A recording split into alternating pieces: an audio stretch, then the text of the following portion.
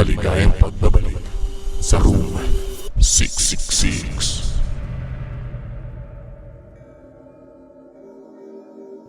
Sa mundo ng paranormal, hindi lahat ng demonyo ay sumasapi sa tao. Mas madalas, mas pinipili nilang manahan sa mga bagay na walang buhay. Tinatawag itong infestation. Ang isang ordinaryong gamit ay maaaring maging portal o daluyan ng negatibong enerhiya na unti-unting sisira sa katahimikan ng isang tahanan. Paano mo malalaman kung ang isang bagay ay hindi na ordinaryo? Narito ang ilang mga bagay na madalas gamitin ng mga masasamang espiritu. Una, ang mga salamin. Ang salamin ay pinaniniwalaang spiritual threshold. Kapag ang isang demonyo ay gumamit ng salamin, mapapansin mong tila mas madilim ang refleksyon mo kaysa sa paligid. Tandaan na ang pakiramdam na may nakatitig sa iyo mula sa loob ng salamin kahit wala kang kasama, o ang pag-iba ng anyo ng iyong muka sa gilid ng iyong mga mata. Ikalawa, ang mga antigong manika.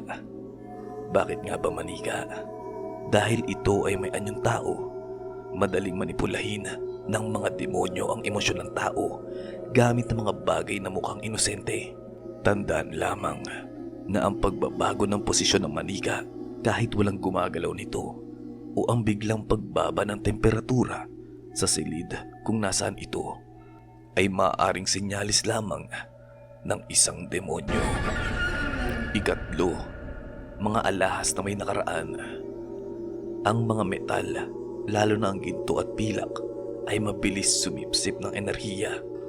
Maging ito man ay galit, puot o sumpa mula sa nakaraang may-ari.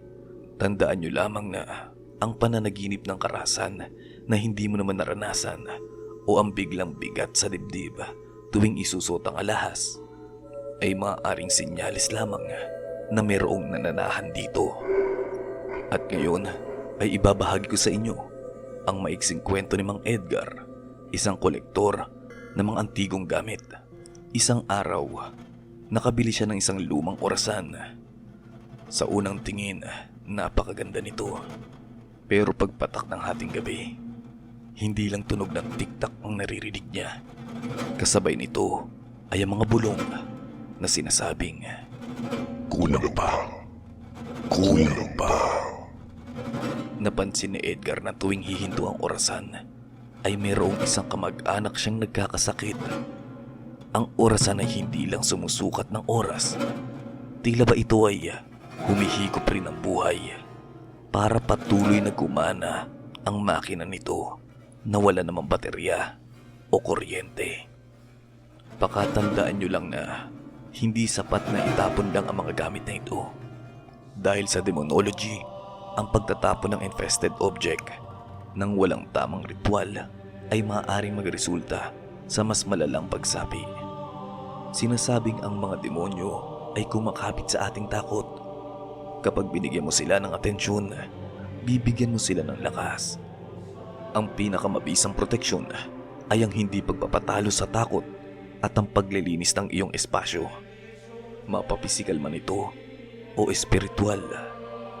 Meron ka bang gamit sa bahay na galing sa kung saan at hindi mo may paliwanag ang kaba tuwing nakikita mo ito? Baka hindi lang yung dekorasyon. Baka merong nakatira riyan. Ako nga pala si Six na nagsasabing, huwag ka basta-bastang tumanggap ng kahit anong hindi mo alam ang pinagmulan.